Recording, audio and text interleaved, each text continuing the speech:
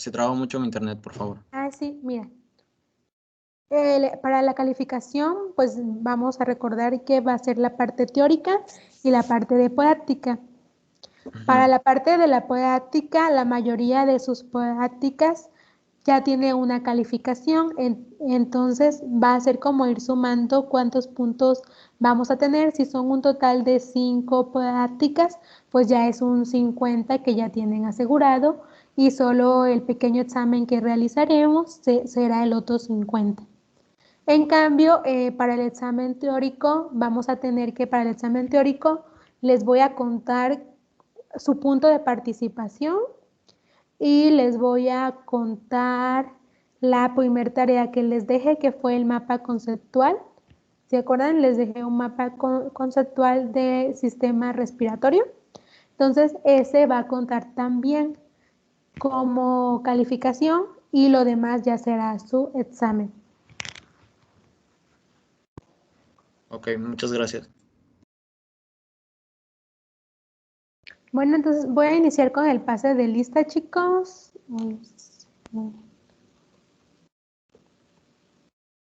Entonces, César Fuentes. Presente, doctora. Buenas tardes. Buenas tardes. Nahum Estrada. Presente, buenas tardes. Fabián Hernández. Presente, maestra. Paola Murillo. Presente. Marta María. Presente, buenas tardes. Hola. Roberto. Presente, buenas tardes. José Miguel.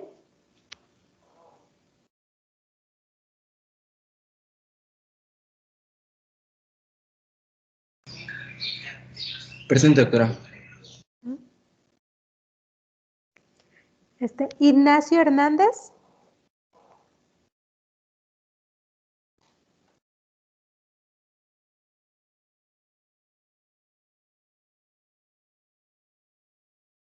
Ignacio.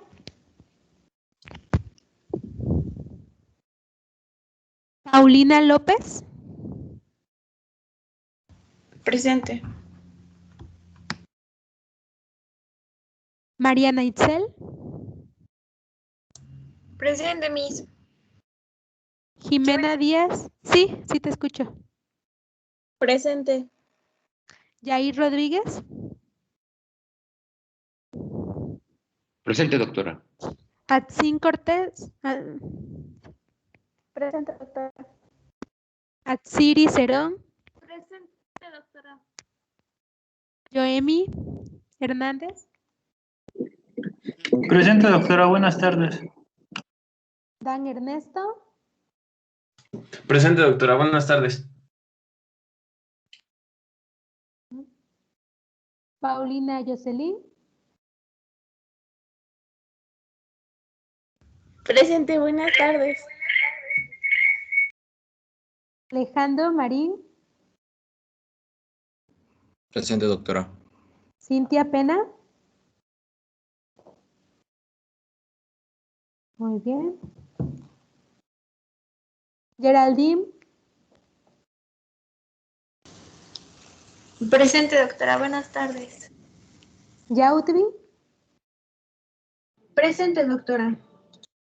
Javier David.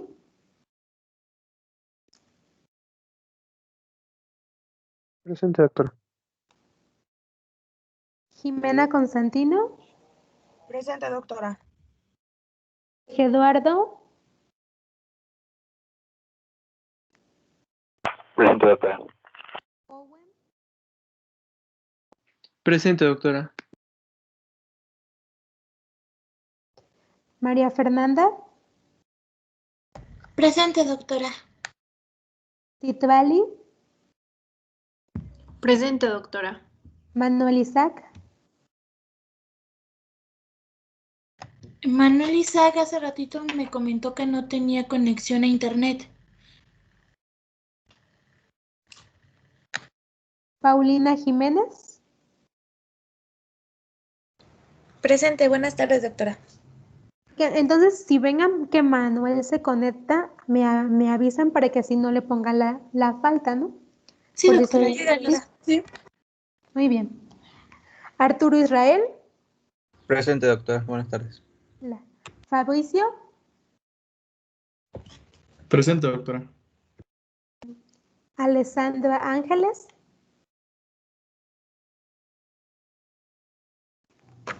Presente, doctora. Buenas tardes. Joana Alcocer, Presente, doctora. Buenas tardes. Aranza Madeline, Presente, doctora. Buenas tardes. Carla Salim, Presente, doctora. Andrea Trinidad,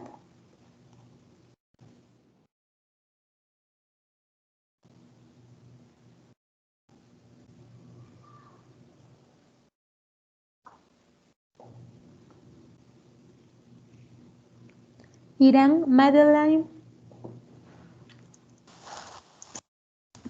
Presente, doctora. Alondra Aguirre, Presente, doctora. Daniel de Jesús,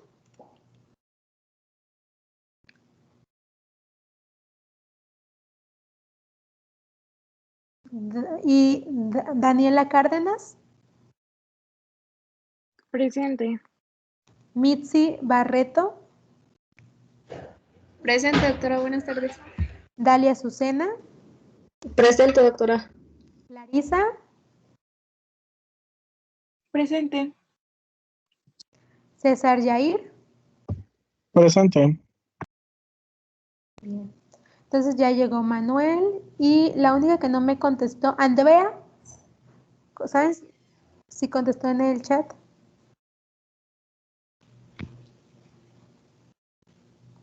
No. Bueno, igual si ven a Andrea, me avisan, ¿va? Doctora, yo no pude tomar pase de lista porque no podía abrir el Teams, o sea, marcaba error. Sí, no te preocupes. Gracias, maestra, doctora. Sí, sí. Muy bien. Doctora, a mí no me ¿Sí? mencionó.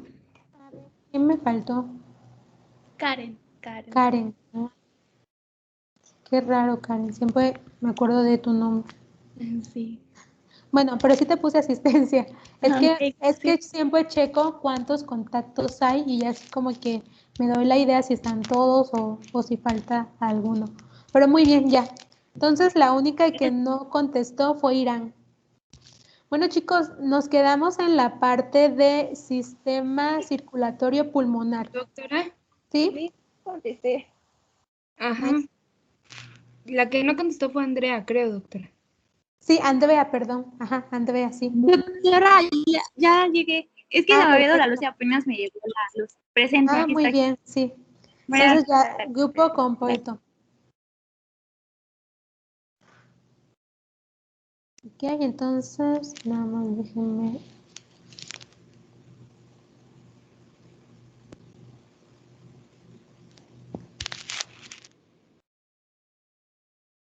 Perfecto, ¿están todos?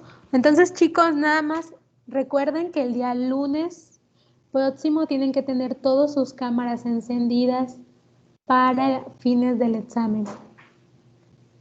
Entonces, ya sea que se conecten con el celular y con la computadora, pero recuerden que solo van a poder enviar el examen de un dispositivo, nada más. Y solo se puede abrir igual en un dispositivo. Entonces, nada más traten de que tener una computadora que pueda puede encender su cámara para el examen. Yo creo que van a ser alrededor de, a lo mucho, máximo 40 preguntas. La mayoría va a ser de opción múltiple y yo creo que unas 2 nada más serán como libres escritas. Y chicos, ¿tienen alguna duda en cuanto a su calificación del último examen corto? No, Miss, todo bien. Ok. Yo no. Perfecto. Doctora, ¿Sí? bueno, yo sí, es que vi que lo puso como asignación de tarea, pero ese día yo tenía una conexión muy mala, entonces lo hice directamente desde el link que puso en el chat. Sí, sí me Entonces, llegaron. ok. Entonces preguntar Tengo si tenía 7 bien. en total que lo hicieron por el link. Entonces no se preocupen si no lo tienen como asignación en tarea.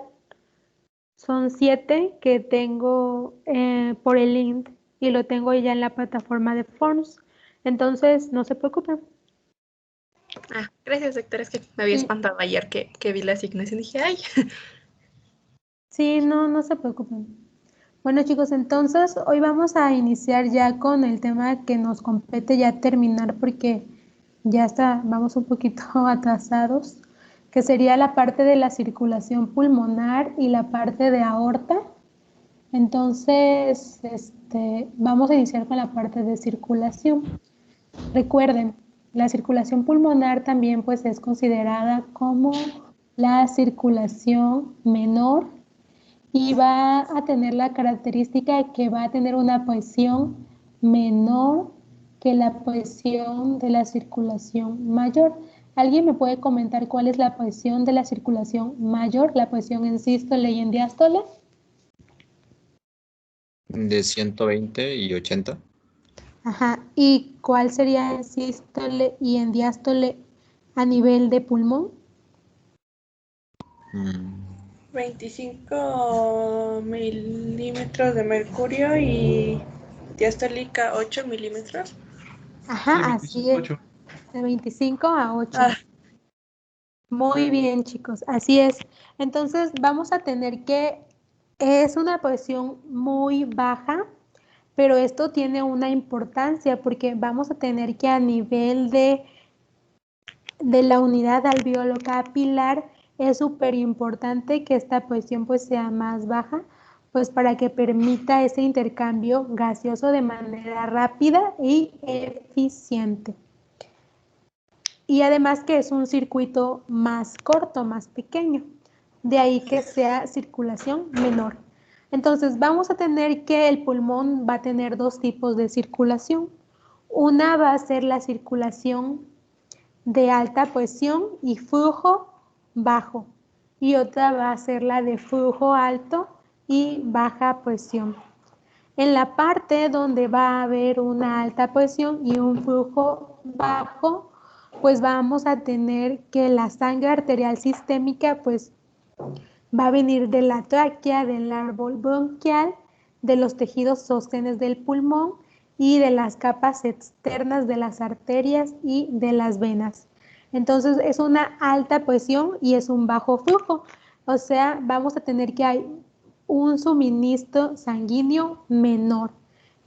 Entonces, en comparación con la circulación de flujo alto y baja presión, donde el suministro de sangre venoso de toda la parte del cuerpo va a llegar a la parte de los capilares y alveolos, y ahí justo se va a llevar a cabo ese intercambio gaseoso donde se va a eliminar el dióxido de carbono y va a haber una ganancia de oxígeno por parte del eritrocito a nivel de la proteína hemoglobina. Entonces aquí es súper importante porque vamos a tener que el flujo, o sea, la sangre, el suministro de sangre va a ser mucho mayor porque justo se tiene que llevar a cabo este intercambio gaseoso en comparación con la otra circulación donde el flujo de sangre es menor. Entonces vamos a tener que a nivel de presión sistémica en el pulmón, una presión muy importante va a ser la que va a ejercer el ventrículo derecho. Entonces aquí podemos observar unas curvas de presión. Justo vamos a tener la curva de presión a nivel de aorta, aquí en la parte superior. Y vamos a ver que la presión a nivel de la aorta es mucho mayor que la presión a nivel de ventrículo derecho y de arteria pulmonar. Vean cómo son presiones muy bajas. Vamos a tener que en ocasiones el ventrículo derecho va a tener una presión menor hasta de 0. Puede llegar a una presión hasta de 0 y la arteria pulmonar pues puede tener una presión que puede variar hasta 10 milímetros de mercurio. Entonces, aquí comentábamos que las curvas de presiones pueden tener distintos pues, cambios y valores. Vamos a tener que el promedio de presión a nivel del ventrículo derecho va a ser de 25 milímetros de mercurio y justo a nivel de sístole. Esta rojita nos va a representar la sístole. Y a nivel de diástole vamos a tener una caída de la presión a nivel del ventrículo derecho que va a ser de 0 o de 1 milímetro de mercurio. Y estos valores son muy pequeños en comparación con los valores de presión que va a ejercer el ventrículo izquierdo. Hay que recordar que el ventrículo izquierdo pues tiene que hacer el bombeo a toda la circulación. En cambio, el ventrículo derecho solo va a hacer el bombeo a la circulación pulmonar. Entonces, aquí nada más otra vez para comentar la pregunta de hace rato, vamos a tener que la presión arterial pulmonar sistólica normal va a ser de 25 milímetros de mercurio y la diastólica va a ser de 8 milímetros de mercurio. Y va a haber una presión arterial media que es de 15 milímetros de mercurio, o sea que va entre 25 y 8. Entonces aquí nada más para observar, igual otra curva, la gráfica de presiones, vamos a tener a nivel de la arteria pulmonar, a nivel de presión de capilares y a nivel de la aurícula izquierda. Entonces miren cómo a nivel de la arteria pulmonar la sístole va a ser a nivel de 25, la diástole a nivel de 8 y la media va a ser a nivel de 15. Entonces estos valores yo creo que sí son importantes que los recordemos para fines de examen y fines de la clase. Y vamos a ver cómo conforme va pasando igual el ciclo y el intercambio de la sangre, cómo va a fluir de la arteria pulmonar y luego va a pasar a los capilares, cómo va a ir bajando los niveles de presión hasta llegar a la aurícula izquierda, donde también el nivel de presión es menor. Y justo ya en el ventrículo izquierdo aumenta la presión para poder eyectar a toda la circulación. ¿Dudas, chicos?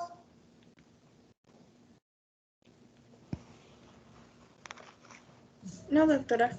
Doctora, yo tengo una. ¿Sí? ¿La presión media a qué se refiere? ¿De presión de sistólica y diastólica o de las dos juntas? De las dos juntas. Ah, ok. Muchas gracias. Presión media, sí.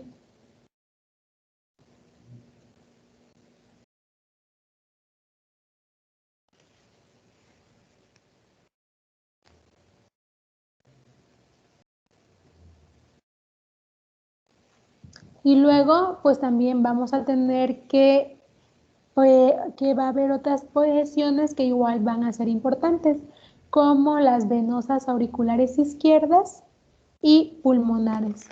Y entonces aquí vamos a tener que la presión media de la aurícula izquierda y venas pulmonares, pues va a ser igual una presión muy baja, que en una persona acostada que es en decúbito, va a ser alrededor de 2 milímetros de mercurio. Y estas pueden variar entre 1 milímetro a 5 milímetros de mercurio. Entonces, nada más para recordar, justo aquí en pulmón manejamos presiones bajas. Y bueno, ya en la parte del volumen de la sangre del pulmón, vamos a tener que el volumen de la sangre que va a estar en el pulmón va a representar aproximadamente el 9% del volumen total de la circulación. Y entonces vamos a tener que de 70 mililitros aproximadamente se van a encontrar solo en la zona de capilares pulmonares. Entonces es una zona súper importante porque ahí está el intercambio gaseoso. Por esto esta zona va a manejar un volumen de circulación importante.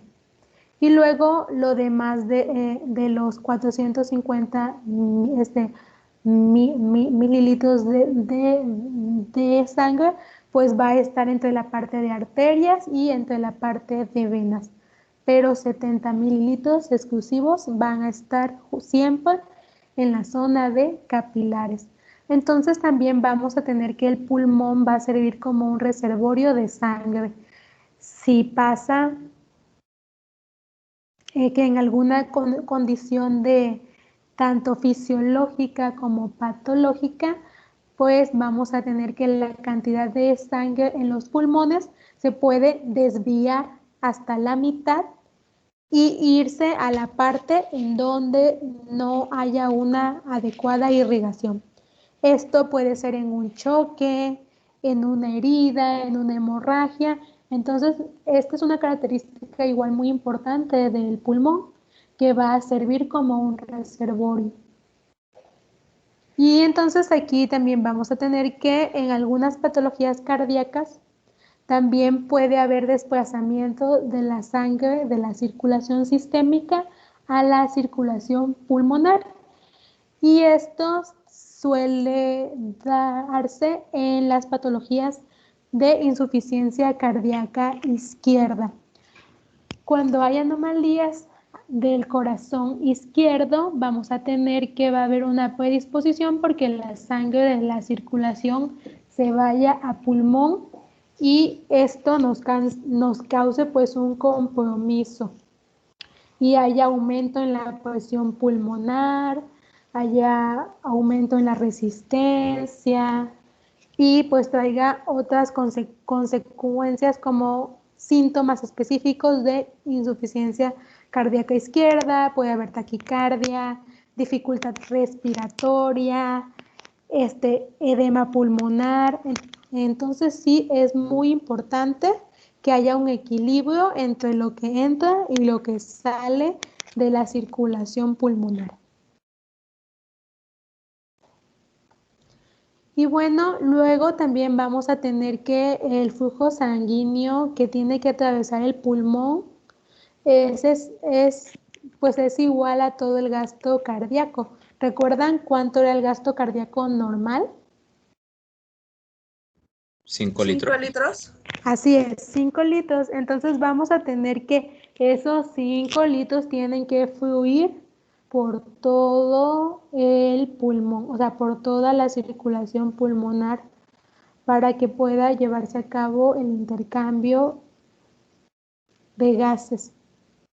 Y bueno, vamos a tener que los factores que van a controlar el gasto cardíaco, pues van a haber tanto factores a nivel periféricos, como hablábamos, ¿se acuerdan de las resistencias vasculares? Eso es un factor a nivel periférico, pero también van a haber factores a nivel de flujo sanguíneo que van a controlar ese gasto cardíaco. Entonces vamos a tener que en la mayoría de las condiciones los vasos del pulmón van a actuar como tubos o sea, que se van a distender, o sea, van a aumentar de tamaño o van a a hacer vasoconstricción, disminuir de tamaño según lo requiera el cuerpo en esa condición. Entonces, por eso es que nos habla que el gasto cardíaco va a estar influenciado por el flujo sanguíneo, o sea, porque a nivel de pulmón el vaso se puede tanto distender como contraer, y esto pues nos puede ayudar a aumentar o a disminuir la presión. Entonces, recuerden que somos un todo, y entonces, sobre todo a nivel de sistema circulatorio, vamos a tener que va a estar compuesto por el sistema respiratorio y por el sistema cardíaco, y también por el sistema de vasculatura, o sea, por las venas, las arterias. Entonces, cualquier desequilibrio que haya a nivel de pulmón, a nivel de corazón, a nivel de vena o arteria, puede causar una anomalía a lo que es el gasto cardíaco normal. Doctora, ¿Sí? entonces estos vasos también se pueden colapsar, o sea, se pueden cerrar si el flujo de la presión se detiene. En realidad no se colapsarían, solo se vasocontraen, vasoconstricción, solo disminuye su diámetro, porque son vasos que tienen también músculo liso. Entonces vamos a recordar que a nivel de músculo liso hay sustancias como las catecolaminas que tienen mucha influencia y pueden hacer que haya vasoconstricción de este tipo de vasos, pero como tal un colapso no, porque por el tipo de músculo, pues no permitirá que como tal se colapse la vena o la arteria, pero sí hay una vasoconstricción, entonces eso sí es importante. Gracias. Sí, vasoconstricción o vasodilatación. Recuerden que hay sustancias como el óxido nítrico que causan vasodilatación. Ya llevan bioquímica, chicos.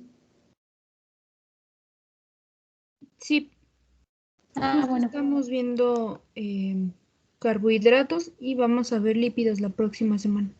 Ah, perfecto, sí. Pues pónganle mucha atención a bioquímica, porque bioquímica les va a ayudar mucho a entender fisiología. Y entonces, así que hay que ponerle atención, porque justo terminando nosotros estos temas, ya entro en histología, luego embrio, y ya de ahí nos vamos con fisiología. Entonces, así que pónganle mucha atención a sus clases de bioquímica.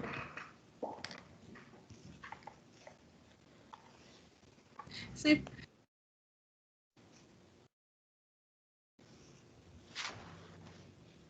Y bueno, vamos a tener que, para que se produzca una aireación adecuada de la sangre, pues la sangre se tiene que distribuir a lo largo de los segmentos de los pulmones, donde los alvéolos se oxigenan mejor. Entonces siempre es importante una adecuada distribución de todo el flujo sanguíneo. Y bueno, aquí vamos a ver un esquemita de qué pasa cuando hay cuando está el alvéolo de manera normal, cuando hay normoxia, y qué pasa cuando hay hipoxia. Entonces vamos a tener que la disminución del oxígeno alveolar va a reducir el flujo sanguíneo a nivel local y regula la distribución del flujo sanguíneo.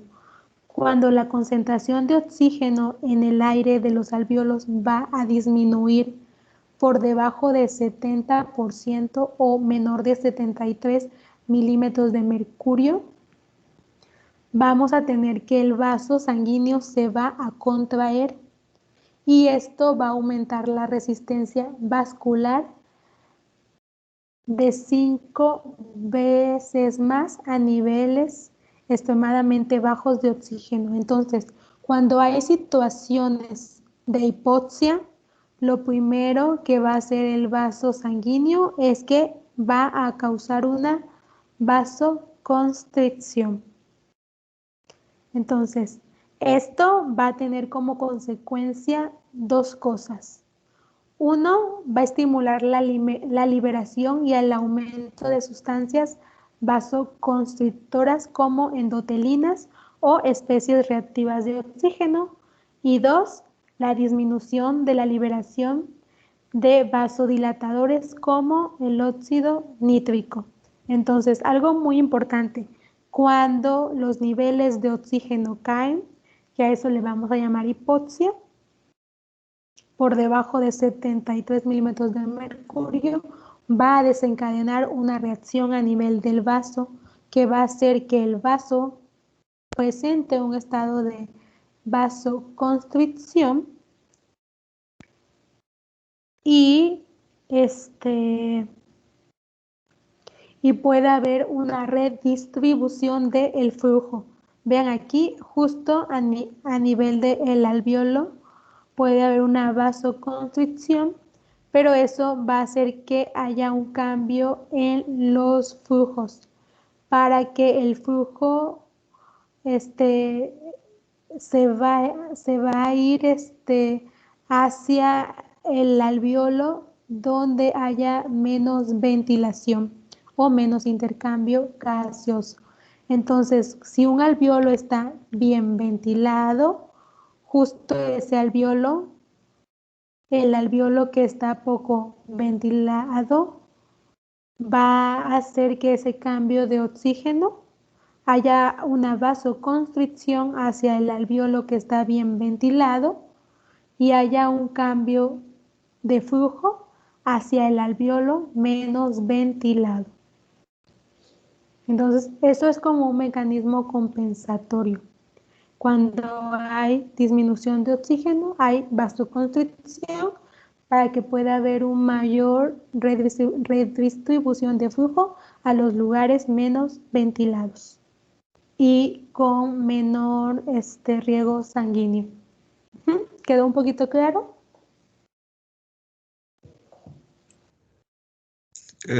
Miss, Sí. ¿podría ser así como una retroalimentación negativa? Así es. Podría ser, digamos que hay una disminución. Bueno, no sería tanto negativa, pero sí sería un bucle de feedback. Cuando hay vasoconstricción, disminuye el oxígeno. Y justo hay vasoconstricción para que haya un aumento de flujo en los lugares que están menos oxigenados. Doctora, Entonces, ajá, sí. entonces la vasoconstricción ocurre en los vasos que sí están ventilados. Así es. Ah, ok. Miren, aquí, justo aquí en las letritas pequeñas, nada más que la verdad que luego se los explico, pero luego también en las letritas como pequeñas está mejor luego la explicación.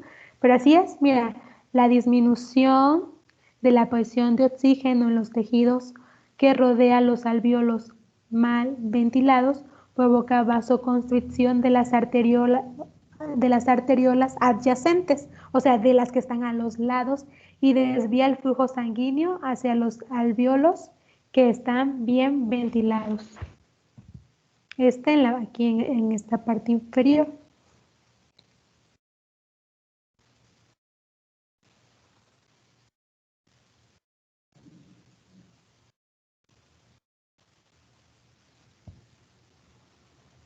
Sí, les queda un poquito más claro. Sí.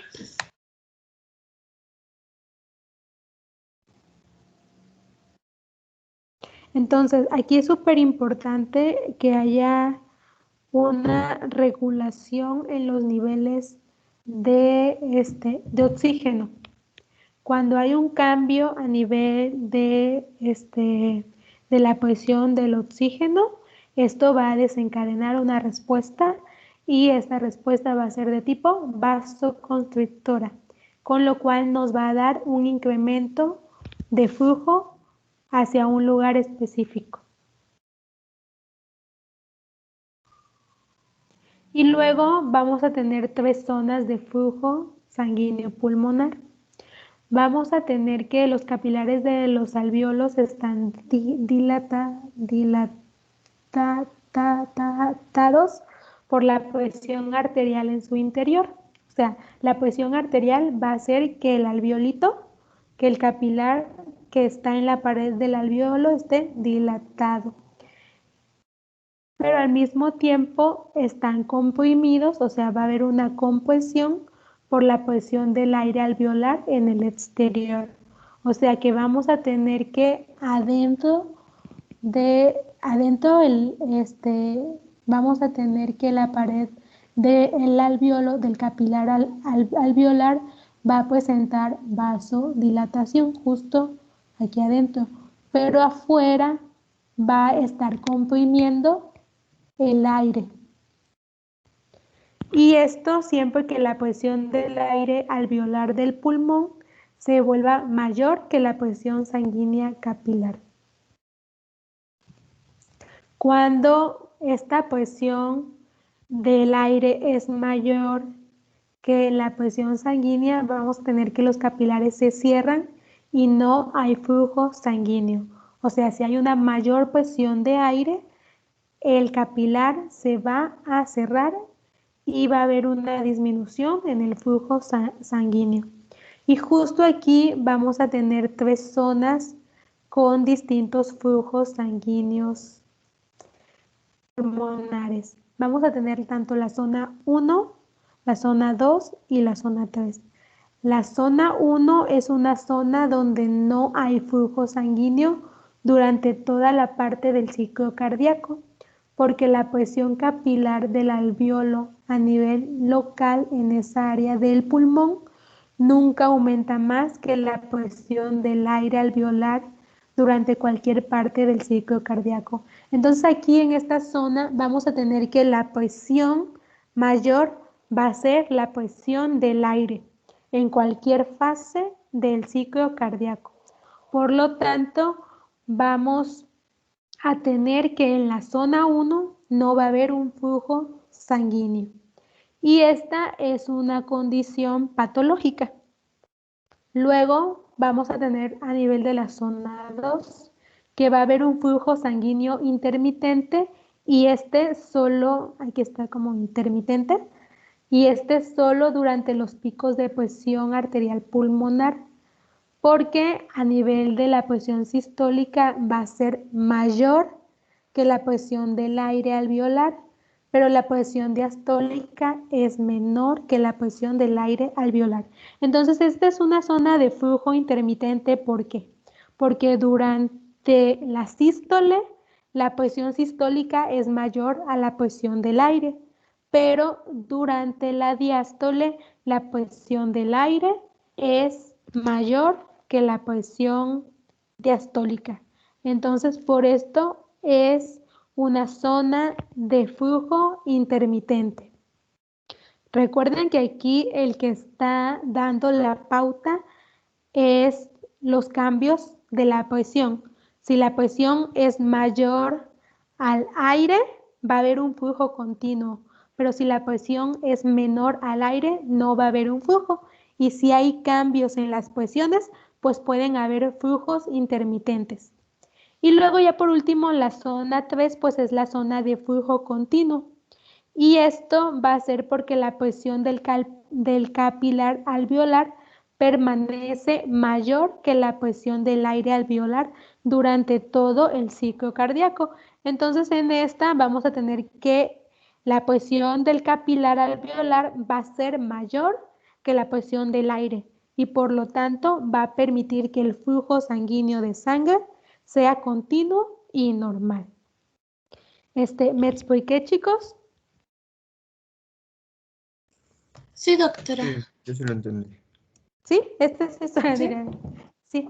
Entonces, sí, recuerden, la 1 solo se da en niveles patológicos y la 2 y la 3 sí sucede en condiciones normales, que sería el flujo intermitente y el flujo continuo.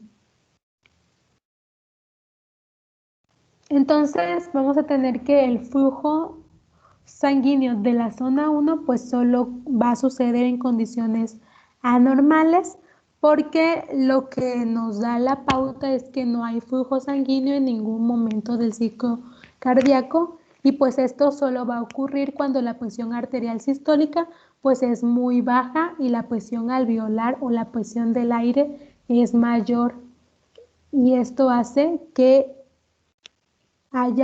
que impida el paso del flujo sanguíneo. Y bueno, un ejemplo de esto sucede en las pérdidas de grandes volúmenes sanguíneos.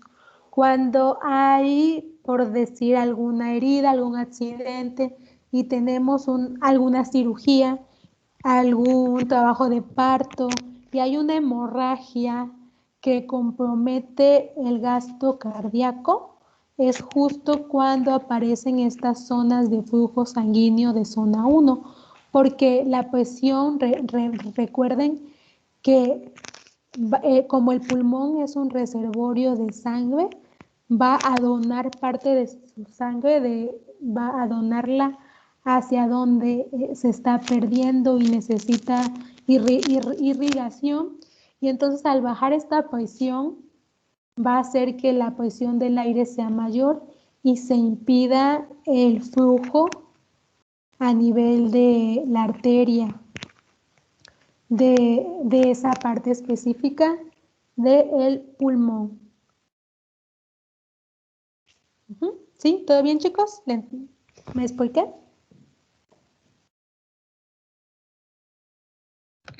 Sí. Todo me cuesta poquito, pues sí. ¿Seguro? Si no, se las vuelvo a explicar. ¿Sí? Es tipo, pongamos un ejemplo, como mencionó, cuando hay un accidente, ¿no? Se pierde la sangre, la persona se le empieza a bajar la presión. Así es. Empieza a tener dificultad respiratoria y por lo tanto es donde empieza a, que vendría siendo esta zona 1, ¿no? Que es lo que dice cuya presión arterial sistólica es excesivamente baja, ¿no? Así es. Vamos a tener que esa pérdida de presión va a hacer que la presión del aire pues sea mayor y no haya un flujo adecuado. Y así es, el ejemplo más importante son cuando hay las pérdidas de sangre. Muy bien. Chicos, ¿alguien alguna otra duda? O sea, es cuando hay una menor cantidad de sangre en el cuerpo debido a una herida, ¿no? Y por eso Así disminuye es. el flujo. Así es. Ok. Así es, por eso puede ser por una hemorragia obstétrica. Hay que recordar que en las hemorragias obstétricas hay una pérdida por parte del útero, de las arterias uterinas de un buen volumen de sangre. Entonces ahí puede ser un ejemplo de esto. En alguna cirugía que haya alguna pérdida de sangre importante, en algún accidente. Este es un ejemplo de cómo se produciría una zona sanguínea de flujo 1. Y recuerden, la zona 2 y la zona 3 son las que se dan en condiciones fisiológicas, que es el flujo continuo y el flujo sanguíneo intermitente. Y bueno, ya de ahí vamos a ver la parte de la presión capilar, que es otra presión importante.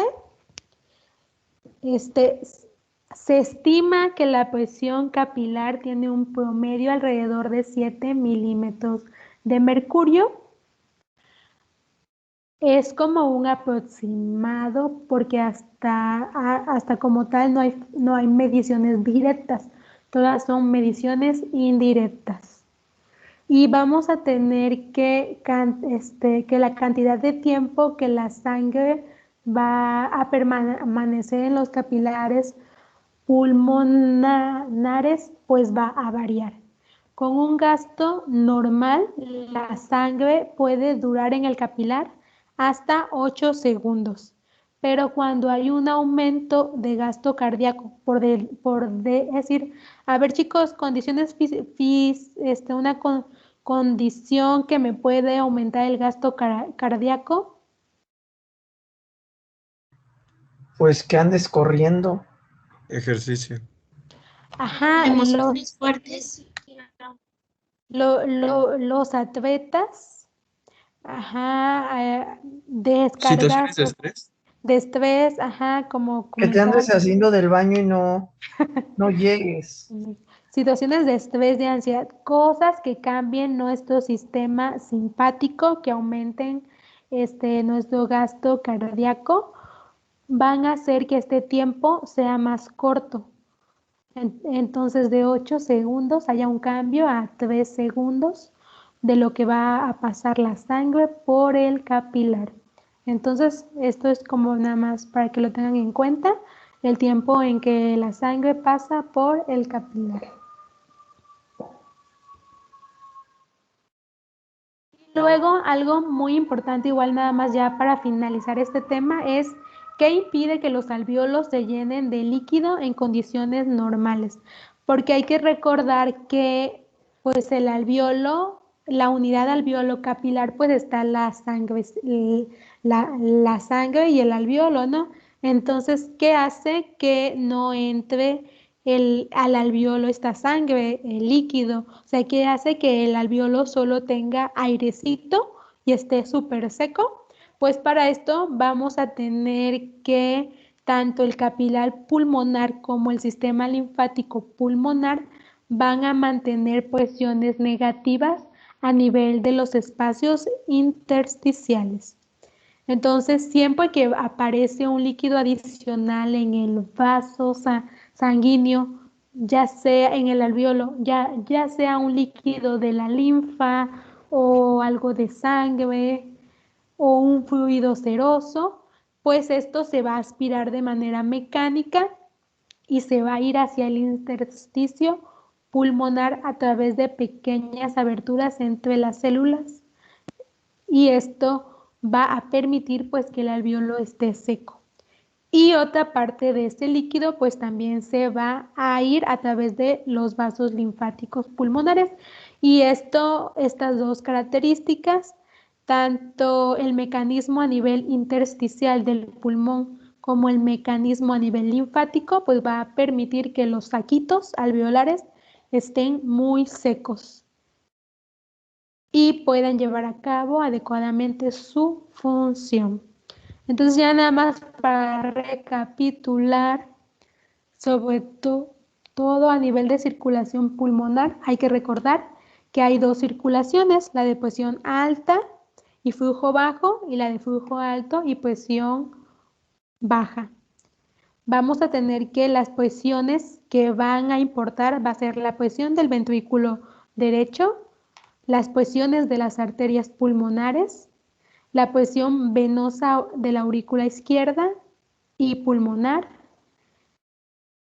y vamos a tener que hay un mecanismo de distribución del flujo sanguíneo y que es importante para los momentos de hipoxia. Cuando haya un momento de hipoxia, vamos a tener que se va a estimular a que haya vasoconstricción y haya un incremento del flujo hacia otra parte del alvéolo.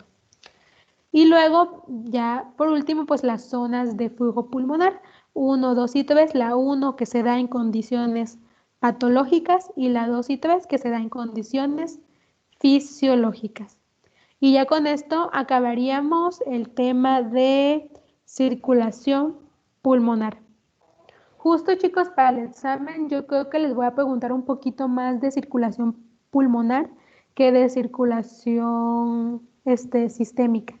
De eso yo creo que va a venir menos, porque eso lo tendrán que ver un poquito más a detalle en su materia de circulación. Chicos, ¿alguna duda del tema anterior?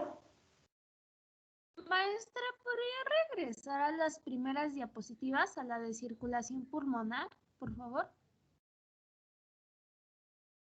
¿Aquí? Ahí. Miss, yo tengo una duda. Sí. En lo de las zonas, dijo que la zona 2 también era algo anormal o No, normal. ¿Es normal también? La zona 2 y la zona 3 se dan en condiciones normales, pero la zona 1 es la que se da en condiciones patológicas. Ah, ok. Gracias, Miss. Sí, nada más Doctora. para que... ¿Sí? Ay, perdón.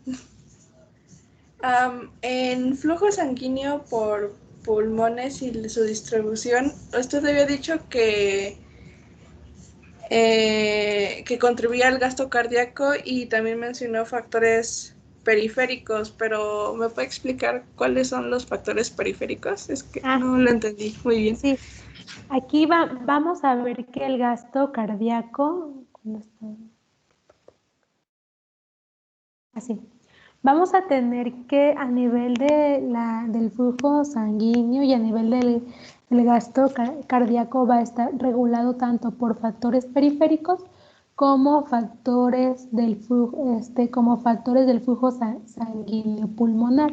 Aquí ya vamos que a nivel del flujo sanguíneo pulmonar pues vamos a tener que vasos pulmonares pues van a tener la capacidad de aumentar o disminuir su tamaño de acuerdo a la presión. Eso para que quede claro nada más a nivel de flujo sanguíneo pulmonar. Y luego tenemos los factores periféricos. Los factores periféricos los vimos en la clase de vasculatura, de sistema circulatorio mayor. Vamos a tener que algo súper importante aquí que va a regular el gasto cardíaco va a ser los gradientes de presión y la resistencia vascular periférica. Esos dos mecanismos pueden hacer que el flujo aumente o disminuya a nivel de sistema, a nivel de periferia. Entonces recuerda nada más que la resistencia vascular pues es el impedimento al paso del flujo sanguíneo a través del vaso. O sea, es la resistencia a que el flujo sanguíneo se mueva. Y luego también tenemos los cambios en la presión. ¿Qué es lo que vamos a recordar? Justo al inicio del vaso y al final del vaso va a haber cambios en las presiones. Estos cambios en las presiones van a favorecer que haya movimiento del flujo sanguíneo. Entonces, vamos a decir que una fuerza es a favor del movimiento, que serían los cambios en el gradiente de presión, y una fuerza se opone al movimiento, que sería la resistencia vascular periférica. Entonces, estos son dos mecanismos importantes que a nivel de periferia van a regular el flujo sanguíneo. ¿Me expliqué bien? Sí, doctora, gracias, ya lo entendí. Y recuerden que igual hablábamos un poquito que el flujo puede ser laminar o turbulento. Eso también a nivel de periferia puede contribuir a los cambios de velocidad del flujo. Si el flujo es laminar o si el flujo es turbulento. Entonces, este es otro mecanismo que también el tipo de flujo influye en esta regulación. Igual otra cosa que va a regular a nivel periférico, pues van a ser hormonas. Hay hormonas que van a producir vasoconstricción a nivel periférico, como la hormona noradrenalina. Recuerden, receptores beta, alfa, gamma. ¿Ya vieron eso en cardio? En algún momento van a ver que hay receptores alfa, beta y gamma, y estos tienen afinidad mayor o menor por la adrenalina o la noradrenalina o la dopamina. Entonces estos pueden, dependiendo del músculo de la arteria, pueden hacer que haya vasoconstricción cuando se media por la noradrenalina, al igual que tenemos a la angiotensina 2. Recuerden los receptores IECAS, los receptores de angiotensina 2. Vamos a tener que estos igual pueden causar que cuando llegue la angiotensina al receptor haya una vasoconstricción. Entonces, igual esto es importante porque a nivel periférico, tanto periférico como también a nivel del el vaso pulmonar pueden causar alteraciones las hormonas que causan vasoconstricción. ¿Sí me expliqué? ¿Alguna otra duda? Yo tengo una, doctora. ¿Dónde se da más el flujo turbulento? El flujo turbulento se da más a nivel de ciertas patologías, o sea, es un flujo anormal. No es como que vas a encontrar normal. O sea, en forma fisiológica, no solamente en patologías. Ajá. Ok. Sí, no es así, no es como que algo de característica normal. Muchas gracias. Sí.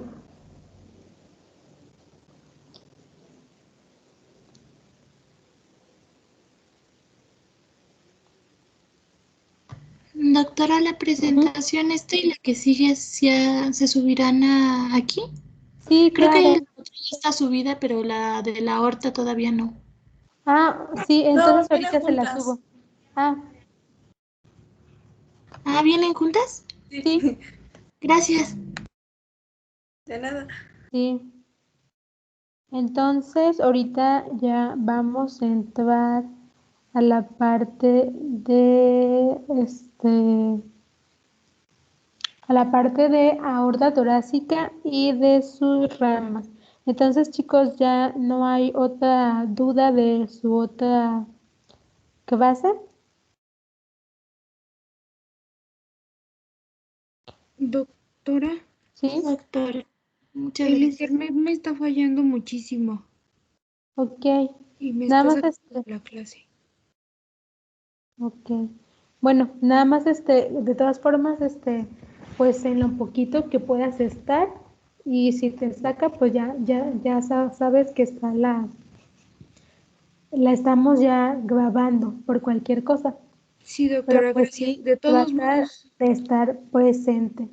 Sí, de todos Doctora. modos ya hice el apunte. Perfecto. ¿Sí? Nada más también para mencionarle que a Manuel se le acabaron los datos, entonces Perfecto. ya no está presente. Ok, sí. Entonces, sí, cuando suceda algo así, chicos, fíjense que es que yo no puedo ver en ocasiones, como comparto toda la pantalla completa, en ocasiones no puedo ver quién se va y quién entra. Entonces, avísenme y pues sin problema. Entonces, pues ya, vamos a pasar a la parte de aorta y sus ramas. Bueno, aquí el objetivo de la clase es que pues vamos a comprender las partes principales de la aorta y su división. Entonces vamos a tener que la aorta va a nacer en el ventrículo izquierdo, de ahí justo va a nacer en el ventrículo izquierdo, de ahí va a ascender y justo llegando a la cara lateral de la vértebra torácica número 4, va a empezar a descender hasta alcanzar el diafragma con dirección a la línea media atravesando el músculo diafragmático y de ahí va a seguir hasta la sexta vértebra torácica lumbar, que es esta parte, y justo se va a dividir en 3 ramas terminales. Entonces aquí es súper importante recordar que entonces en la parte superior va a llegar hasta la cuarta vértebra torácica y en la parte inferior pues va a llegar hasta la cuarta vértebra lumbar. Nada más para cuestiones anatómicas y que va a nacer del ventrículo izquierdo. ¿Alguien que me comente cómo se divide la aorta? ¿En cuántas partes? En 3. Ajá. En la branquiocefálica, 3, perdón. Sí, continúa. Es la branquiocefálica, la subclavia común izquierda y la arteria carótida común izquierda igual. Ajá, a ver, quiero ver la otra persona que iba a comentar. Soy yo, doctora. Sí, a ver.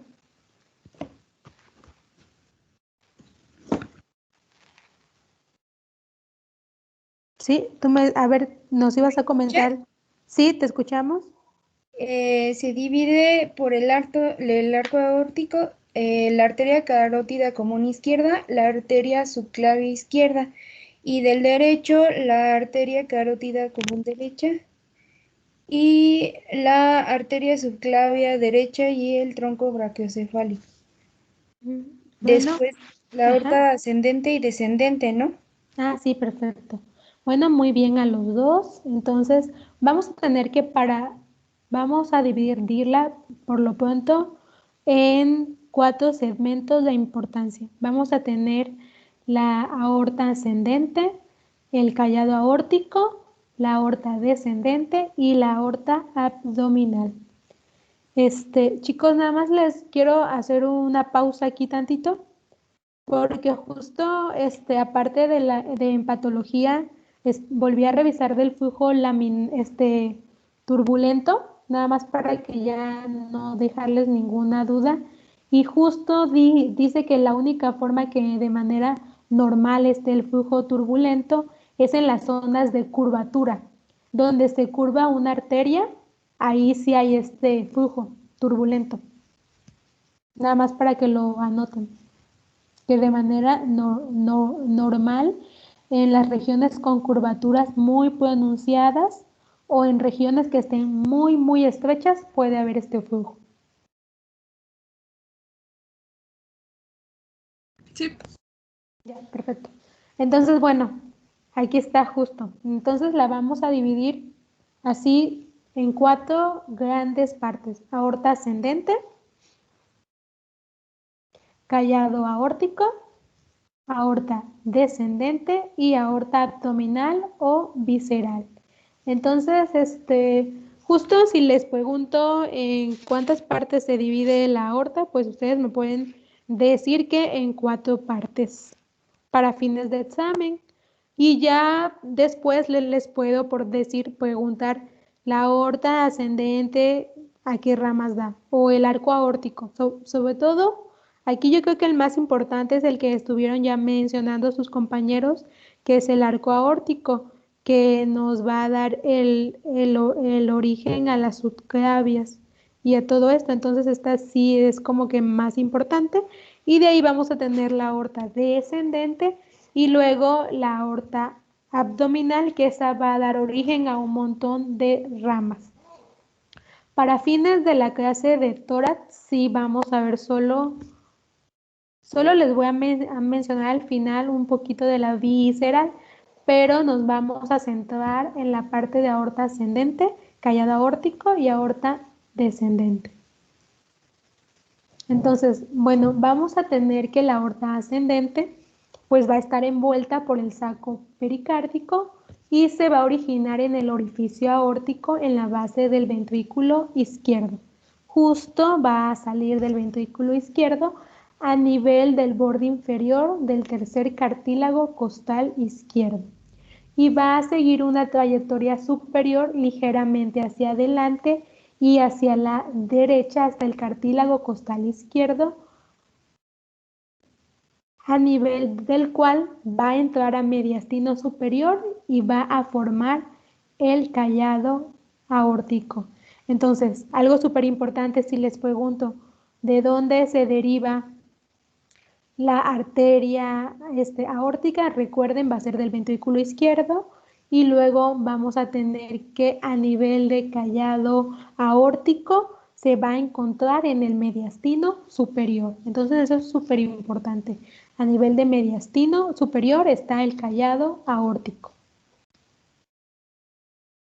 Y luego el callado aórtico va a dar origen a el tronco brachiocefálico y y del tronco brachiocefálico se van a dividir en dos ramas, que va a ser la arteria subclavia derecha y la arteria carótida común. Y luego en dos arterias más que van a ser independientes, que va a ser la arteria carótida común izquierda y la arteria subclavia izquierda. Entonces yo creo que con que se aprendan súper bien qué arterias surgen del callado aórtico sería como que el punto más importante de la clase del día de hoy. Recordar que del tronco brachiocefálico va a dividirse y va a dar origen a la subclavia derecha y a la carótida común derecha, y justo dos individuales que va a ser la arteria carótida común izquierda y la arteria subclavia izquierda. ¿Todo bien? Sí, doctora. Sí. Doctora, ¿cuál era la cuarta división de la aorta? Disculpe, es que... La cuarta, la Ajá. abdominal. Muchas gracias. Abdominal o visceral. Así la pueden encontrar, como ambas. Doctora, Sí. esa parte, yo una vez, bueno, vi que como tal, la de toda la aorta descendente cubría tanto la torácica y la abdominal. O sea, ¿cómo recomendaría que se clasificara? Mira, lo que pasa es que aquí sabes por qué es importante que la dividas así, para cuestiones de cirugía y para cuestiones de diagnóstico. Entonces, luego hay una parte que sí es la ascendente, pero justo hasta la descendente, perdón, justo hasta el nivel de diafragma. Todo lo que esté del callado aórtico hasta el diafragma le vamos a llamar la parte descendente torácica, así es, esta parte. Y justo por debajo del diafragma hasta la lumbar número 4 le vamos a llamar aorta abdominal. Y sabes también por qué es súper importante, porque quirúrgicamente la anatomía es distinta y el abordaje es distinto, porque recuerden que aquí a nivel de torácicas pues va a cubrir todo lo que es el esternón y las costillas. En cambio, a nivel de aorta abdominal, pues lo único que va a tener va a ser los órganos de la cavidad. Entonces, no va a haber como tal el hueso que la esté protegiendo. Entonces, a nivel quirúrgico sí es distinto el abordaje. Ok. Muchas gracias. Sí, no.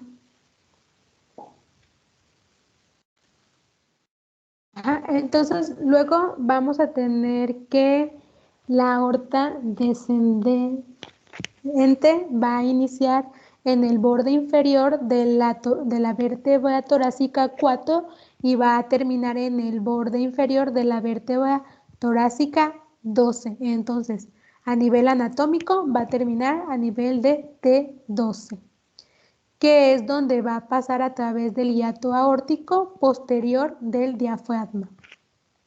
Entonces, justo por donde pasa por el diafragma ya se cambia a aorta abdominal. Y luego vamos a tener que, dentro de su recorrido, pues va a dar origen a las arterias pericárdicas, bronquiales, esofágicas, de mediastino, intercostales posteriores, las frénicas superiores y las arterias subcostales. O sea, todas estas ramitas van a surgir de la aorta torácica descendente.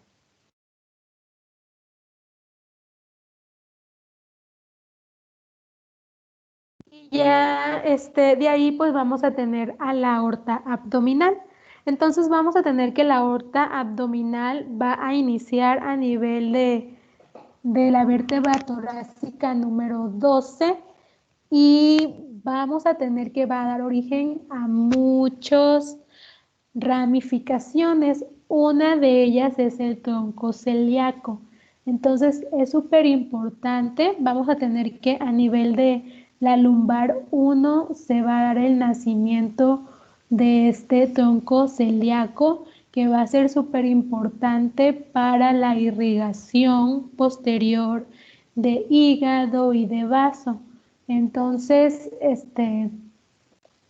de ahí su importancia. Aquí está, miren, el tronco celíaco. Esto luego yo, cuando era ahí estudiante, a los doctores les encantaba preguntar en la parte de cirugía qué arterias formaban el tronco celíaco. Y pues aquí está, miren, el tronco celíaco va a formar a la arteria hepática común, a la arteria esplénica y a la arteria coronaria estomaquia. A estas tres. Va a dar origen a estas tres. Entonces, esa era como una pregunta de los cirujanos que luego les gusta preguntar allá a nivel de arterias de cavidad abdominal. Igual vamos a tener que ahí va a surgir también las arterias, las mesentéricas superiores que van a irrigar al intestino. Aquí tenemos la arteria mesentérica superior que va a irrigar al intestino, y también vamos a tener a las arterias renales. Las podemos observar a nivel de L1 y L2 y que van a pues que van a irrigar a los riñones. Aquí está la renal derecha y por acá acá está la renal, la derecha y la izquierda. Y vamos a tener que la izquierda va a ser un poquito más alta que la derecha. Y luego también vamos a tener a la arteria mesentérica inferior, que se va a encargar de que va a dar origen o va a tener un origen en la cara antero lateral izquierda y va a estar a nivel de la tercera vértebra lumbar, y esta también va a irrigar lo que es la parte de intestino. Entonces, como podemos ver, vamos a ver que la arteria aorta abdominal va a tener muchas ramificaciones. Pero esto, chicos, esto no se lo aprendan porque como es abdominal, o sea, sí apréndanselo, hay que aprenderlo, pero más para su clase de gastrointestinal. Justo para mi examen es arteria torácica, todo lo que tenga que ver con el tórax. Pero esta sí es importante que aprendan pues las principales ramificaciones, que sería el tronco celíaco, la mesentérica superior, las renales, la mesentérica inferior y las ilíacas. Esas sí son importantes. Y ahora, ¿dudas hasta aquí, chicos? Yo tengo una, pero no es como tal así de las arterias que maneja el tórax. ¿Qué estructuras son las que irriga la sacra media? Porque yo sé que las ilíacas primitivas irrigan solo los órganos pélvicos, pero la sacra media, ¿cuáles irriga? Irriga los músculos espinales, ilíacos y el hueso sacro y la cara posterior de los rectos. O sea, es más a nivel de inferiores, pero sí a nivel de músculos. O sea, irriga más músculos. Músculos espinales, ilíacos y también una parte del hueso sacro. Pero es más a nivel de musculatura. Ok. Sí. Y bueno, ya para concluir la parte de arteria, bueno, de la aorta, vamos a ver una patología muy común de la aorta, que son los aneurismas. Un aneurisma es la dilatación irreversible de la aorta que se extiende o que va a exceder el diámetro normal para la edad y la talla de un paciente. Y vamos a tener que la Sociedad de Cirugía lo va a definir como una dilatación permanente localizada en una arteria que tiene al menos un aumento mayor del 50% en el diámetro comparado con el diámetro normal de la arteria. Entonces, cuando una arteria excede o se dilata más de un 50%, ya podemos llamarle que es un aneurisma. Y recuerden que aquí el carácter de esta dilatación es que es una dilatación irreversible. Y los aneurismas hay que tener muchos cuidados porque los aneurismas pueden reventarse y puede ser hasta una urgencia quirúrgica. O sea, son una urgencia cuando se revientan. Entonces, digamos que hay escalas que valoran el riesgo dependiendo de dónde se ubica el aneurisma. Aquí podemos ver una serie de imágenes cuando hay un aneurisma de la raíz aórtica, cuando hay un aneurisma en la parte de la arteria ascendente, cuando hay un aneurisma en el callado aórtico o en la parte descendente, o si es un aneurisma de la parte abdominal. Entonces, dependiendo de dónde se ubique el aneurisma, se hace el tratamiento y la medición correspondiente. Vamos a tener que hay muchas enfermedades que pueden cursar con un riesgo mayor para aneurismas, como la enfermedad de Marfan o también la enfermedad de Lloyd-Dietz. Son enfermedades genéticas donde la gente tiene una mayor predisposición por hacer aneurismas. Igual cuando hay defectos en las proteínas del colágeno, puede haber un mayor riesgo para presencia de aneurismas torácicos y abdominales.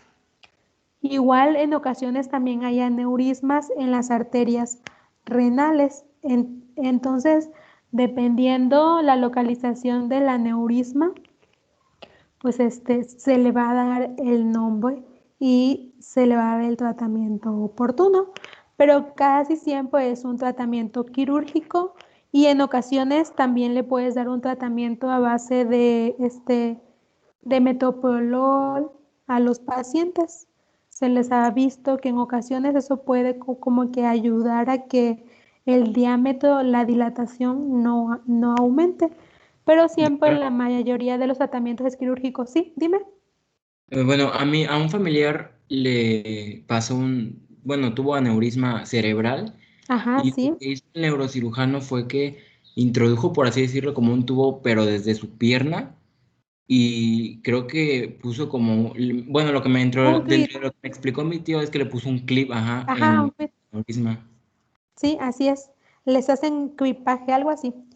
Yo cuando era MIP entré a aneurismas de cerebro, pero justo ahí hicimos craniotomía, pero sí es súper difícil, pero la verdad es muy interesante el abordaje de aneurisma a nivel cerebral.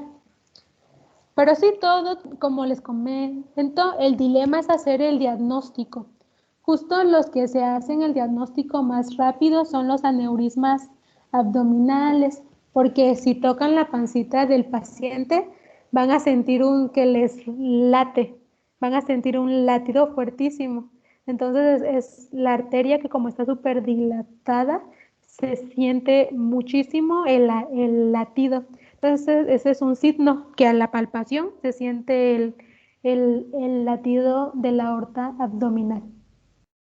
Entonces nada más aquí, si les llegara yo a preguntar qué patología se produce en la arteria aórtica, pues ustedes pueden poner aneurisma.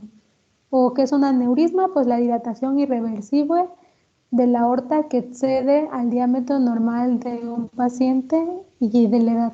Aunque aquí puse aorta porque es la arteria que estamos viendo, pero puede ser de cualquier arteria. Puede ser arterias cerebrales, la arteria renal o la aorta. Entonces, así con que pongan, es la dilatación irreversible de una arteria que excede el diámetro normal para la edad y talla del paciente, pues ya sería suficiente. Chicos, ¿dudas hasta aquí? Porque ya voy a dar por finalizado el tema. No, por mi parte no. Creo que no. Ok. Porque entonces voy a dejarles de compartir esta parte. Yoemi, se te prendió tu cámara. No sé si es a propósito. Vemos ahí su techo.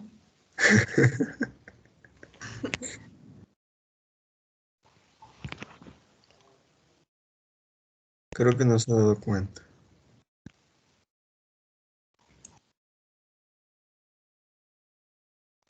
Bueno, chicos, es hora ya de despedirnos un poquito de la anatomía y ya ahora nos vamos a convertir en histólogos. Vamos a recordar histología. Vamos a empezar ya con el tema 2.1, que es estructuras microscópicas del pulmón y de la vía aérea.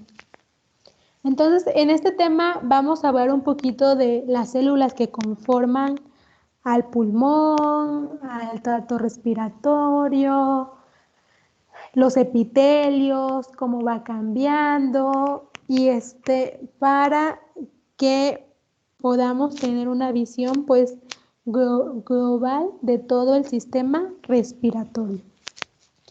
Entonces ahorita vamos a ver el del tema 2.1, estructura microscópica del pulmón y de las vías aéreas.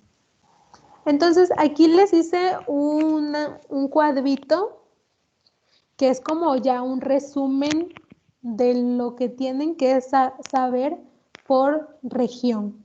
Les puse cada región, qué glándula hay, qué tipo de epitelio es y las células que componen cada región. Aquí tenemos un ejemplo, vamos a ver que en la cavidad nasal a nivel respiratorio, pues vamos a tener a las glándulas seromucosas, va a ser un tipo de epitelio respiratorio. ¿Recuerdan cómo es el epitelio respiratorio? Es pseudoestratificado columnar ciliado con células caliciformes, ¿no? Así es, perfecto. Vamos a recordar que es un epitelio cilíndrico o cúbico, es como sinónimo, pseudoestratificado con células caliciformes. Entonces, aquí pues vamos a tener las células caliciformes, células ciliadas o en borde de cepillo, células cerosas y células neuroendocrinas, que serían estas DENES. Y luego, por decir otro ejemplo, en la cavidad nasal vamos a tener unas células que se llaman células de Boknan, que son un tipo de células especializadas en la olfacción. Entonces, van a estar como que involucradas en esos procesos. Y vamos a tener un epitelio de tipo olfativo porque este epitelio va a tener receptores. Entonces,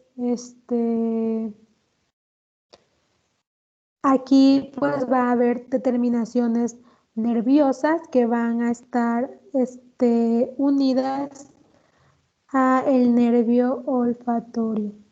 Y pues también vamos a tener tipos de células olfatorias, sus tentaculares que van a estar unidas a los nervios y células basales.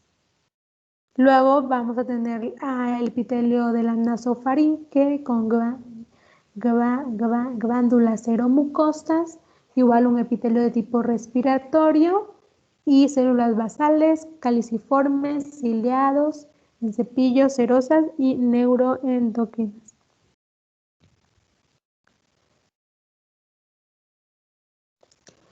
Y así, este ya es como un ejemplo de todo, como que un resumencito de todo el contenido para que lo chequen y ahorita vamos a ir revisando región por región.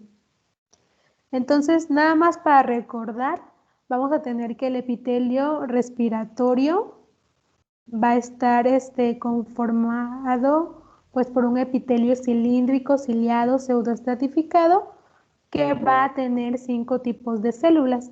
Las células caliciformes, las células columnares ciliares, las células basales. Estas 3 van a constituir el 90% de toda la población celular. Y luego vamos a tener a las células en cepillo y a las células del sistema neuroendocrino difuso. Entonces aquí esta es una tabla que nos habla del porcentaje de células de cada uno y vamos a ver que tanto las caliciformes, las ciliadas y basales, pues cada una va a representar un 30% y vamos a tener que su función, pues la producción de mucina, el transporte de moco, el reemplazo de células del epitelio y luego vamos a tener a las células de cepillo, las cuales van a tener un rol de quimiosensor muy importante y luego vamos a tener a las células del sistema neuroendocrino difuso que van a tener igual un rol importante en la producción de hormonas. Entonces, miren, aquí podemos apreciar así bien bonito un epitelio de tipo respiratorio.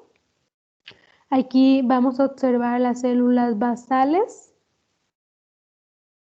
cómo están compuestas.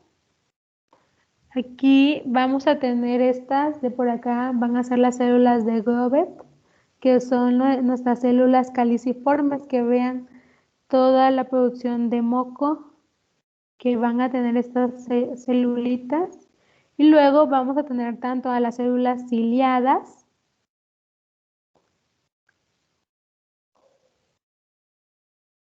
como a las células de cepillo, que van a estar tanto involucradas en el movimiento del moco como en el rol sensitivo. Entonces así, nada más para que tengan en cuenta, aprenderse bien el tipo de epitelio y cuántas células componen este epitelio.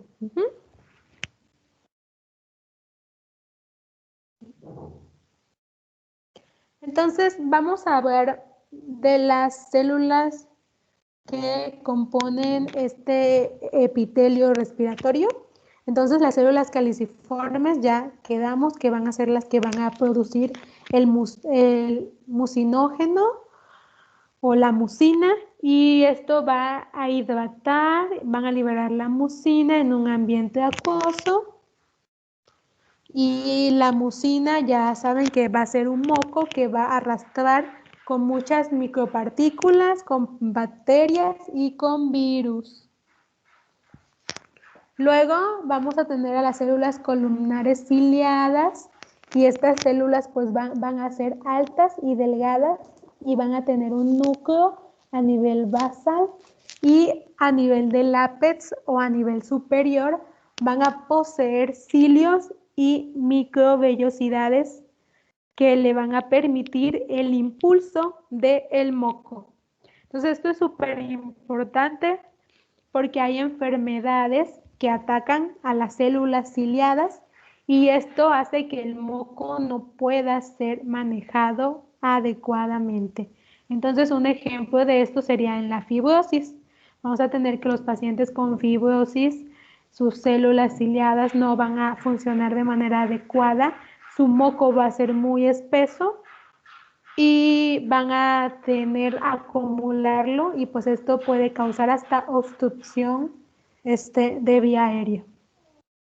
Luego las células basales que van a ser las células que van a estar en la parte más baja del epitelio que se van a encargar de regenerar el epitelio.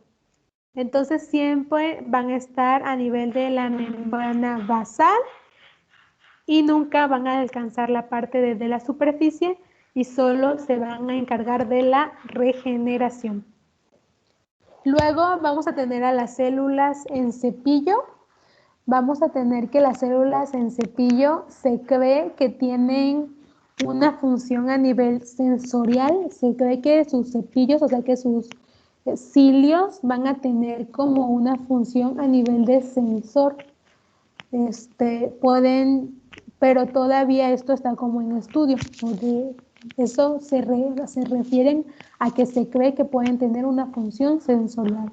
Y pues van a ser células de tipo columnares estrechas con microvellosidades.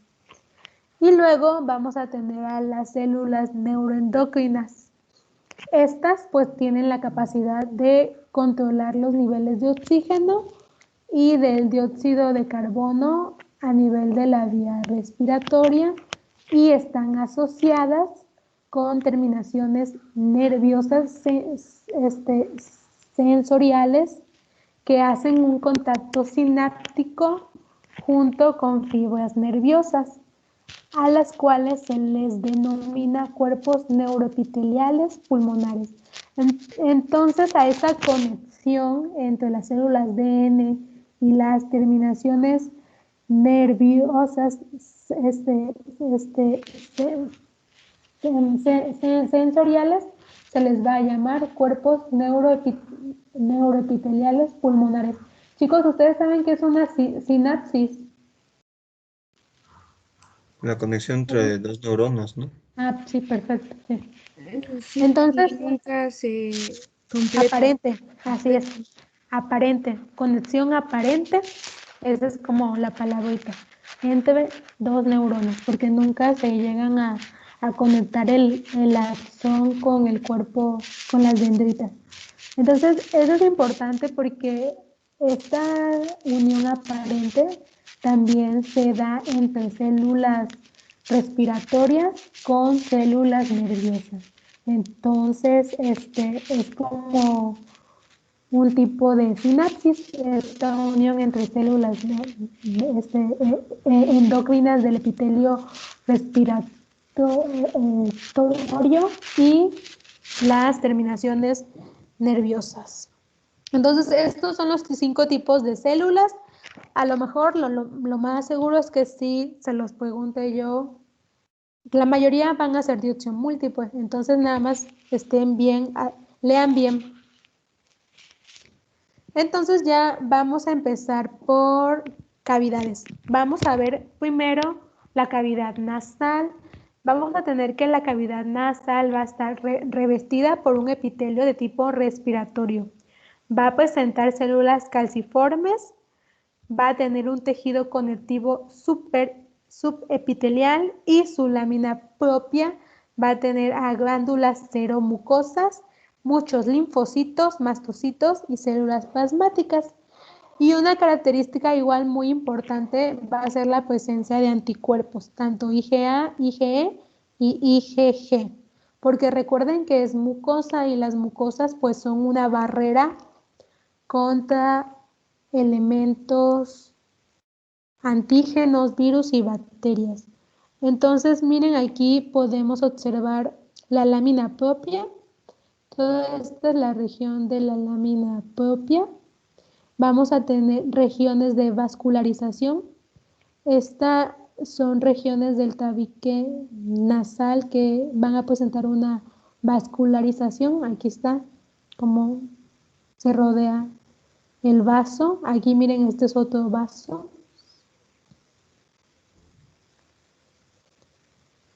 Justo aquí vamos a observar el conducto de una glándula seromucosa. Justo aquí, vean cómo se va a abrir paso. Podemos observar igual a glándulas seromucosas. Todas estas de por acá son glándulas seromucosas. Conducto. Y el epitelio va a ser de tipo columnar ciliado, pseudo estratificado. Aquí va a ser el tipo columnar, recuerden. Epitelio, lámina basal, zona apical. Recuerden que lo que está arriba es la zona apical, abajo es la zona basal y zonas laterales. Para que lo tengamos en cuenta. Y acá va a estar el epitelio pseudoestratificado.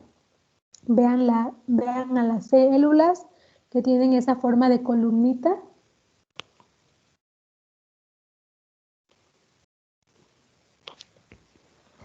Y estos van a ser los componentes de la cavidad nasal. Entonces, chicos, ¿se acuerdan que les dije que mañana consigan algunas imágenes y ver así cómo explicarlas? Entonces, mañana sí, quiero que digan, vamos a ver una imagen, pon tú, de pulmón. Tiene su lámina basal, tiene su región apical y podemos observar la célula tal con la célula tal y el vaso o la linfa y así. Con que den una descripción general va a estar bien. Y va a ser para las personas que no tenga yo registrado aún su participación. Luego voy a tener a la cavidad nasal olfativa. Esta va a diferir de la cavidad nasal respiratoria, que es esta primera, porque justo aquí vamos a tener receptores olfatorios. Entonces, pues justo va a estar formando lo que es el techo de la cavidad nasal, la cara de la superficie y la concha superior. Entonces vamos a tener que la lámina propia pues va a contener las glándulas de Brodmann, las cuales aquí podemos observar. Aquí es la región de la lámina propia, aquí está, todo esto es la lámina propia. Aquí vamos a observar a las células de Brodmann. Y justo vamos a tener otros 3 tipos de células. Las células olfatorias, las subtentaculares y las células basales. Vamos a recordar que igual va a ser un epitelio que va a tener muchos cilindros olfatorios.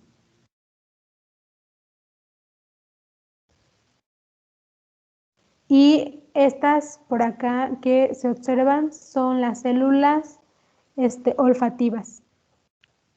Entonces aquí nada más la cavidad nasal, para recordar, tiene lámina propia que contiene las glándulas de Brodmann y 3 tipos de células olfatorias, las basales y las subtentaculares. Y aquí vamos a ver otra imagen de lo que es el epitelio olfatorio. Vamos a ver aquí otra vez a las células subtentaculares. Vamos a ver que estas células pues van a tener también receptores de células olfatorias. Aquí podemos observar las células basales. Y aquí vamos a ver una glándula de Brodmann. Y aquí algo muy importante es que va a haber la presencia de terminaciones nerviosas, porque justo pues va a tener esa comunicación con el nervio olfatorio. Chicos, ¿alguien sabe qué número de par craneal es el nervio olfatorio? El 1. Así es. El 1, doctora. Muy bien. Luego vamos a tener a la nasofaringe. Chicos, ¿dudas hasta aquí?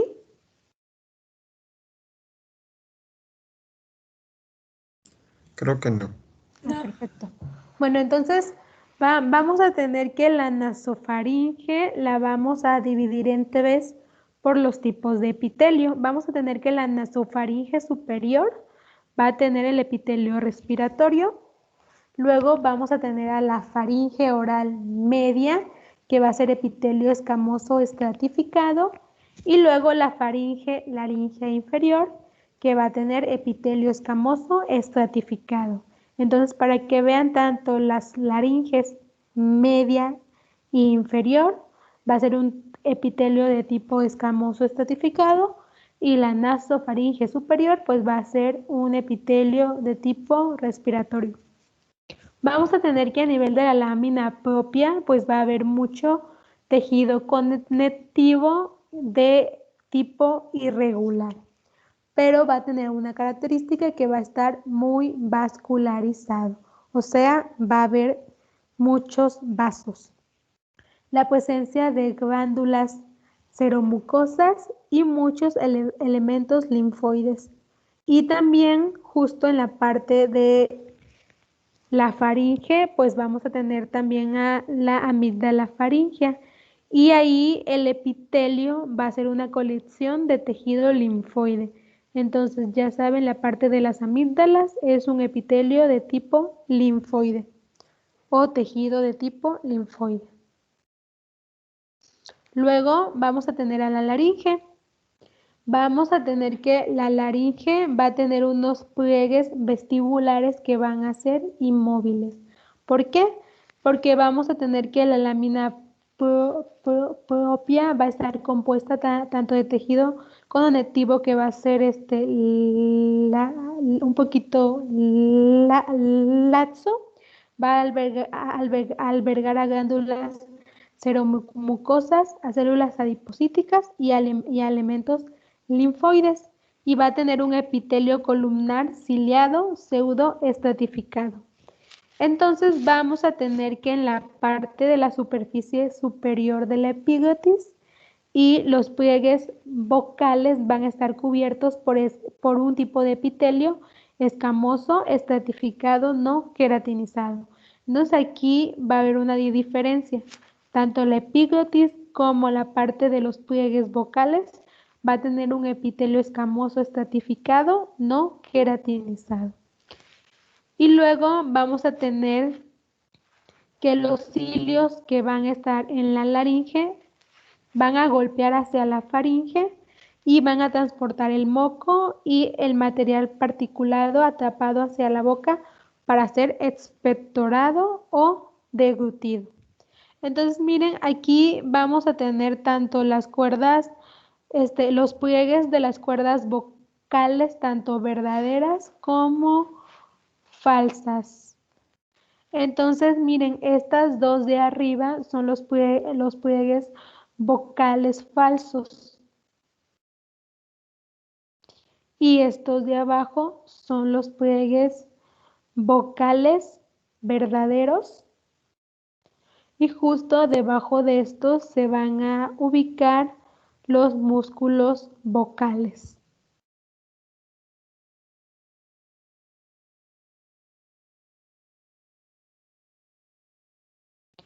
Ahorita vamos a ver un poquito de la anatomía macroscópica del pulmón, de la tráquea y del bronquio.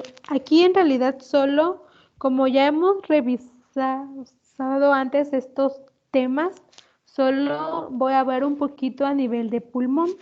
Entonces aquí a nivel de pulmón, solo para recordar que son órganos macizos en su apariencia macroscópica, pues que van a estar situados en la parte de la cavidad torácica al lado del mediastino y van a estar cubiertos por una capa de células mesoteliales.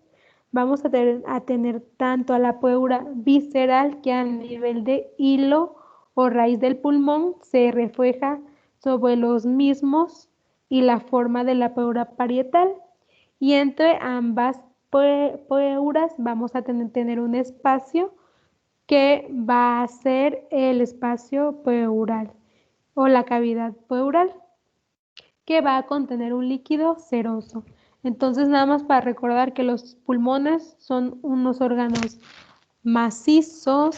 Vamos a tener aquí que la tráquea va a estar compuesta por cartílagos en forma de C, que es como súper característico. Recuerden la forma de la tráquea, está compuesta por anillos en forma de, por cartílagos en forma de C. Y luego vamos a tener que conforme la tráquea se va a bifurcar en el bronco superior derecho y en el bronco inferior y en el bronco superior izquierdo, pues va a ir disminuyendo la concentración de cartílago y justo luego se va a segmentar en bronquios lobares y luego en bronquios segmentales y luego vamos a tener los bronquiolos y luego vamos a tener los alveolos.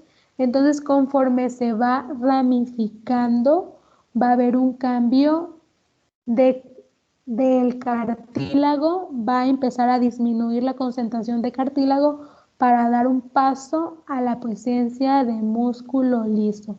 Entonces, ya a nivel de los sacos alveolares, la concentración de cartílago es súper escasa y hay mayor presencia de músculo liso. Eso para que lo tengan en cuenta.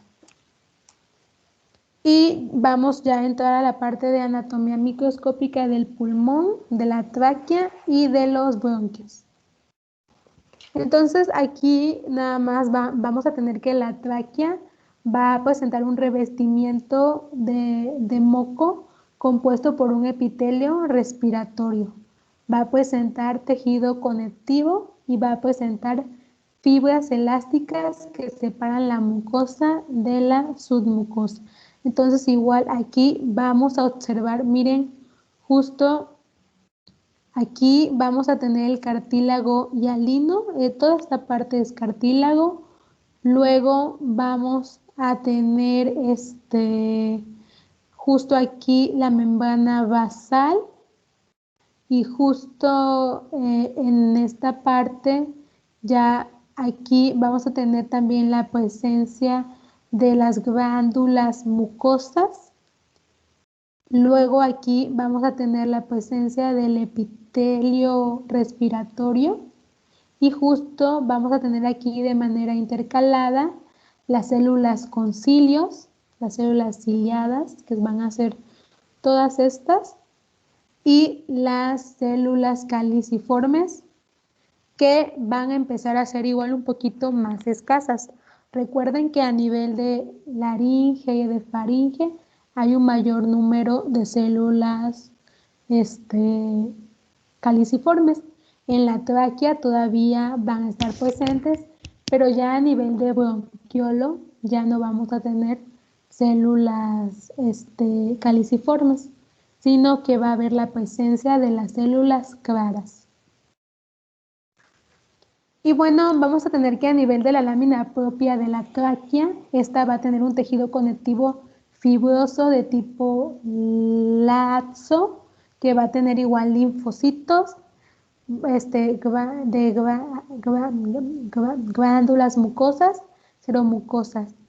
Y vamos a tener que estas pues van a ayudar a la formación de la lámina propia. Entonces aquí es muy importante, chicos, si se dan cuenta que en todos los epitelios vamos a tener elementos linfoides. ¿Por qué? Porque es súper importante, porque recuerden que el pulmón es un lugar donde se va a metabolizar sustancias tóxicas. Entonces, pues tienen que haber muchos elementos linfoides, pues para que puedan ayudar a la depuración y que estén atentos a la presencia de patógenos, de cuerpos extraños, de partículas y haya una respuesta inmune eficiente. Hay que recordar que cada vez que respiramos, pues también vamos a respirar partículas y por eso es un lugar muy importante donde se tiene que montar una respuesta inmune eficiente. Luego vamos a tener que también a nivel de la submucosa, pues va a haber la presencia de tejido conectivo fibroelástico irregular y va a haber muchas de glándulas mucosas y seromucosas y va a tener una abundante irrigación tanto sanguínea como linfática. Y luego a nivel de adventicia pues va a haber un tejido conjuntivo fibroelástico.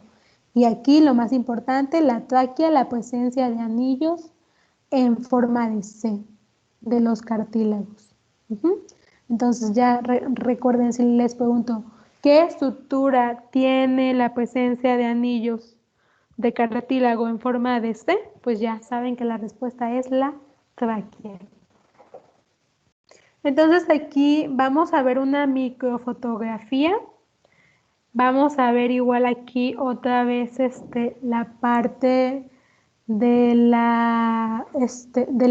del lumen o del ápex. Y luego vamos a ver aquí la parte basal. Vamos a tener la parte de cartílago. Justo esta es la parte del cartílago. Y aquí en la parte de cartílago vamos a encontrar células de tipo condrocitos. Entonces hay que recordar que los condrocitos pues están, pues van a ocupar la parte del cartílago. Luego vamos a tener también la parte del pericondrio fibroso, o sea, del hueso. Entonces del pericondrio va a ser muy importante. Va a ser, un tejido que va a ser fibroso. Va a estar compuesto de mucha fibra y aquí podemos observar el vaso sanguíneo. Va a estar corriendo alrededor pues del tejido. Y aquí vamos a volver a observar tanto las células de la membrana basal como las células caliciformes productoras de moco y las células ciliadas. Entonces así nada más para que tengamos la referencia de cómo es el epitelio de la tráquea. Entonces aquí la característica más importante va a ser la presencia de cartílago que le va a dar esa rigidez a la tráquea. ¿Dudas hasta aquí, chicos?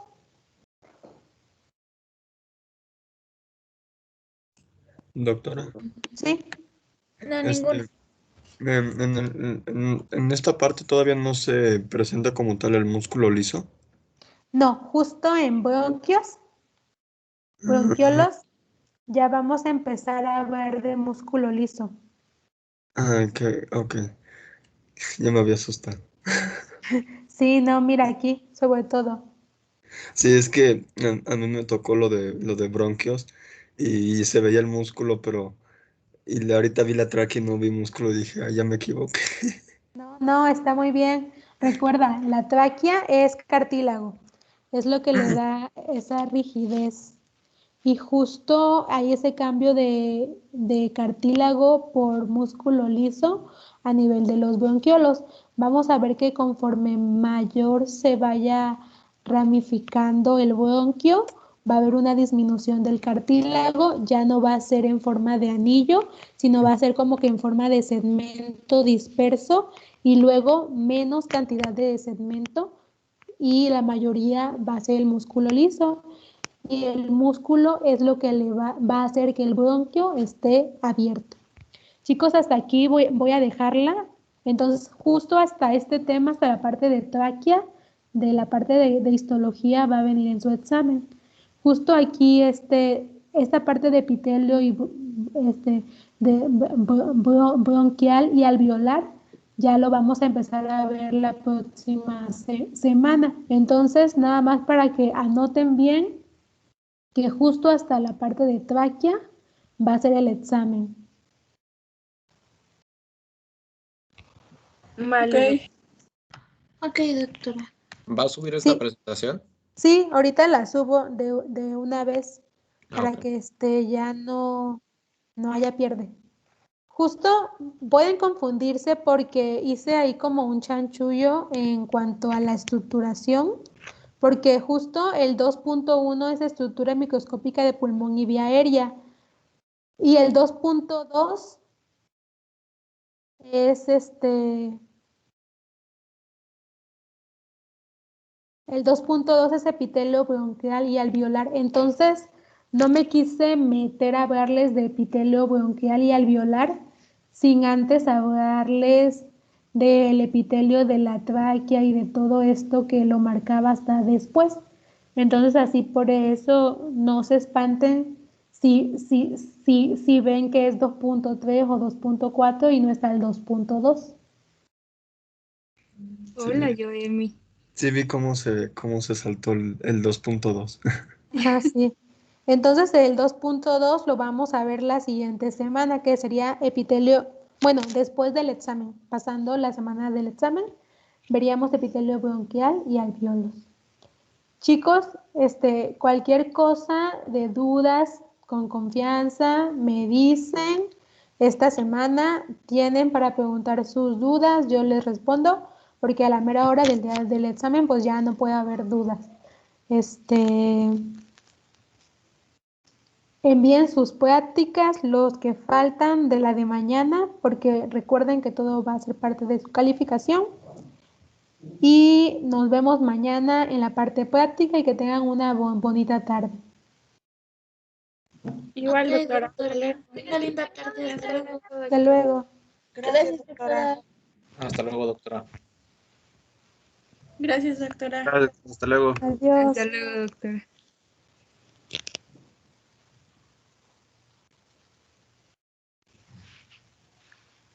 Bye, Miss. Hasta luego. Bonito día. Hasta luego.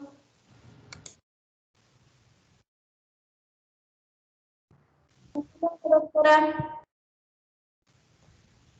Adiós.